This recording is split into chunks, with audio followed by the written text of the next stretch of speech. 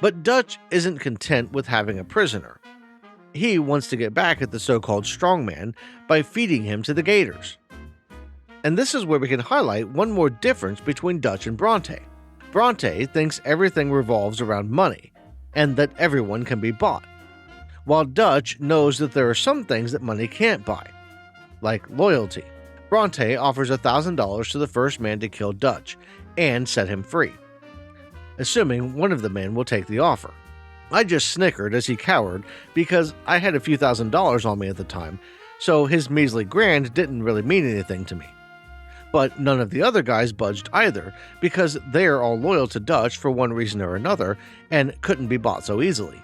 The fear in Bronte's eyes was very real, as he realized he wasn't going to be getting out of the boat as easily as he'd hoped.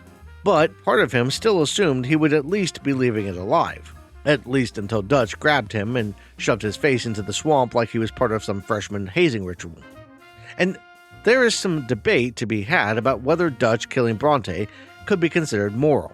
From a certain perspective, the city of Saint Denis and the world at large could be considered better off without men like him. He really was nothing more than a bully who lied, cheated, and murdered his way to the top, and he arguably caused more harm than good.